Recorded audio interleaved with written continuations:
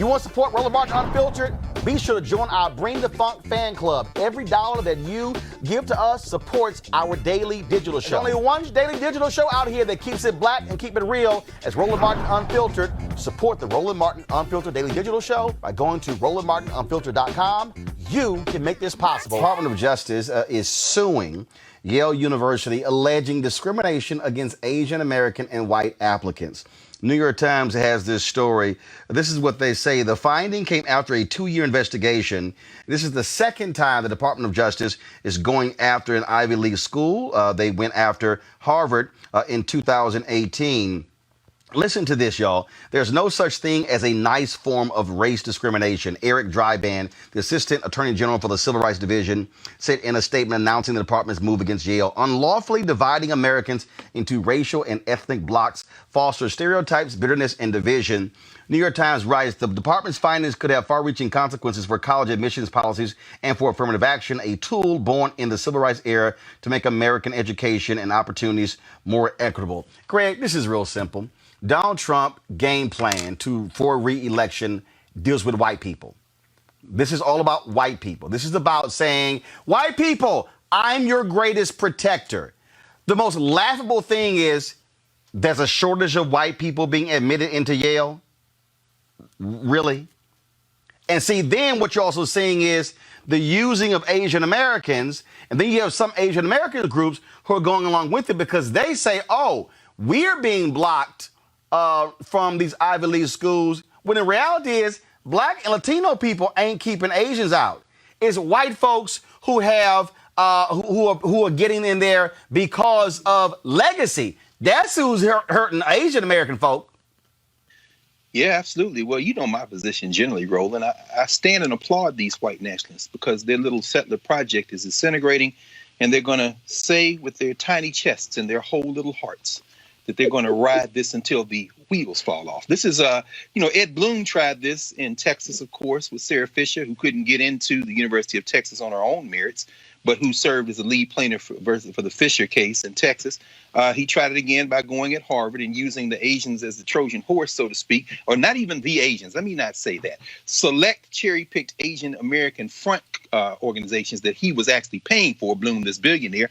And so these tiny white nationalists whose little experiment is coming apart as children continue to be born to non-white parents are now going to take this last few months of the Trump presidency and launch their attack through the Justice Department, of course. And we know, of course, the Attorney General, the Toad, is there to do exactly this, because this is the insurance policy that they're launching before November that speaks directly to the reason they've been stacking these courts with all these federal judges. So, and it's very important to understand this. Now, if you went strictly by grade point average, and this we saw this emerge in the UCal system years ago, then yes, there would be more Asian American students in the system if you just went strictly by grade point average and SAT scores. So what you find at Yale, what you find at Harvard, what you find at the Ivy League schools, that some of these schools have now reached a plurality of non-white undergraduate students.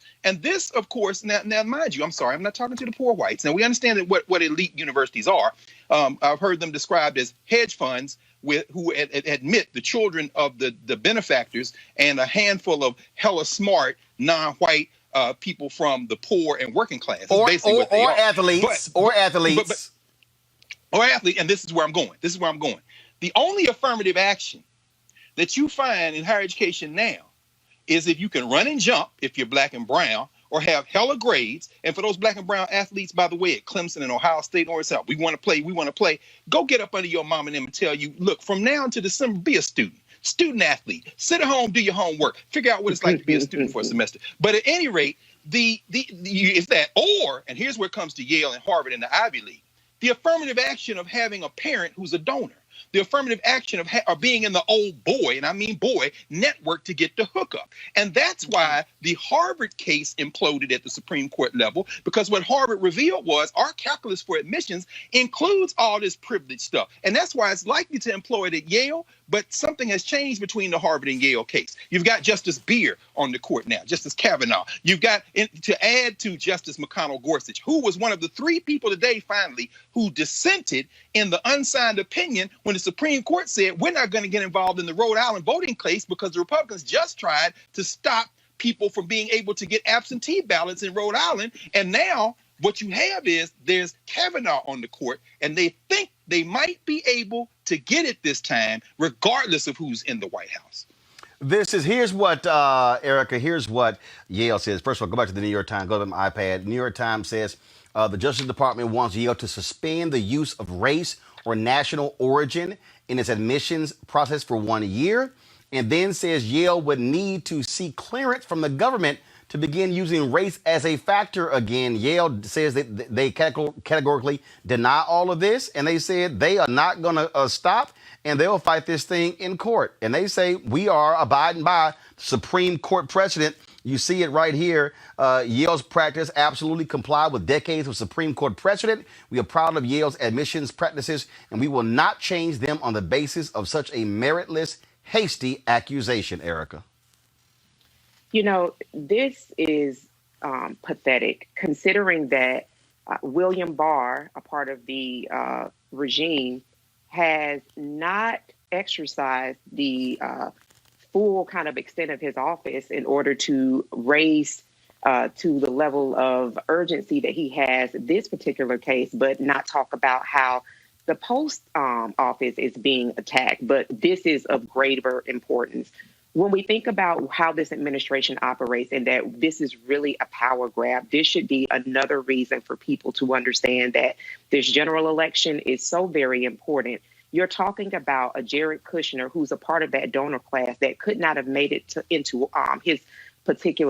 not have made it through Harvard if it not were for his father's plus $1 million donation. You're talking about the son of a Klansman who's mediocre at best, that is in the White House, occupying the White House, but that matriculated not because he's as smart as he says that he is all of the time, but because people helped, because there were donations.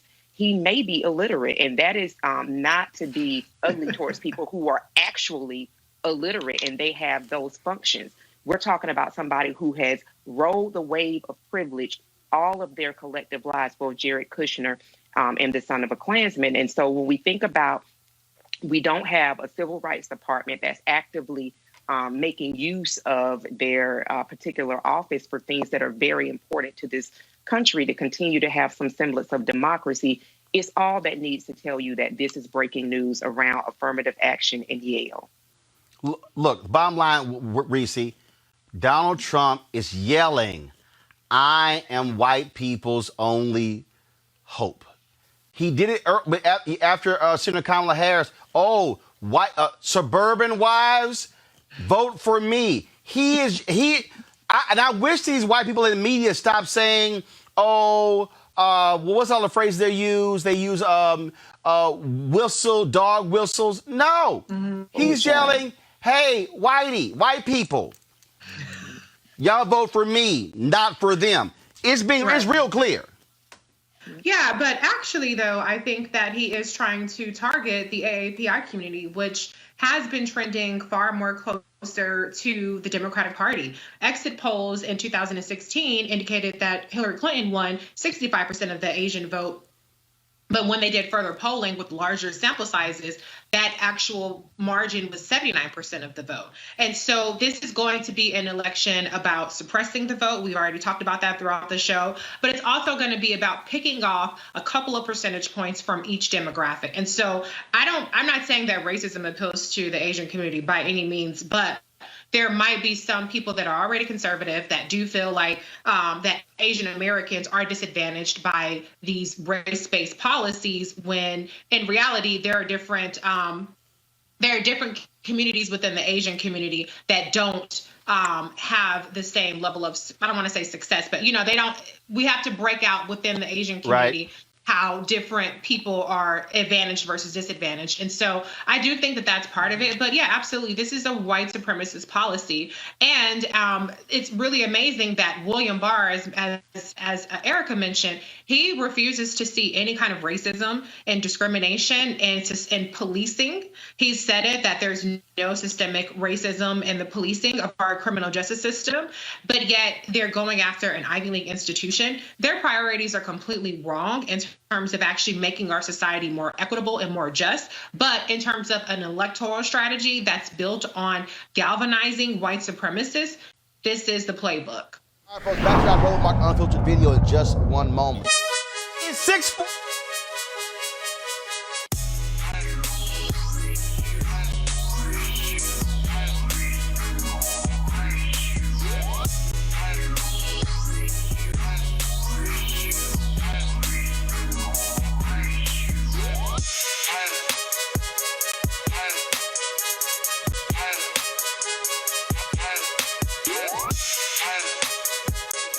Black-owned company, Mary Spio owns it. She created a couple of these great products here, folks. One of them is this VR headset right here. You can just take your smartphone, drop it right into here, close this up, put this thing on your head, and you can actually go to their site or watch 360-degree video right here, virtual reality video with this headset. Of course, they have content on Ceek.com. You can actually subscribe to that. So that's a pretty cool headset right there. Then also they have these 360-degree 4D headphones. And so you can, of course, amazing bass. You can also, if you're a gamer, you can utilize the microphone for these headphones as well. Bluetooth, so you can, I've had conversations with folks when I'm out walking with these headphones on. And so if you want to get either one of these or get both of them, go to Ceek.com, CEEK.com. Use the promo code RMVIP2020, RMVIP2020. And so that is Ceek.com. It's time to be smart. When we control our institutions, we win. This is the most important news show on television of any racial background. Y'all put $2, $3, $4, $5, $10, $15, $20, $30 on this and keep this going. What you've done, Roland, since this crisis came out in full bloom.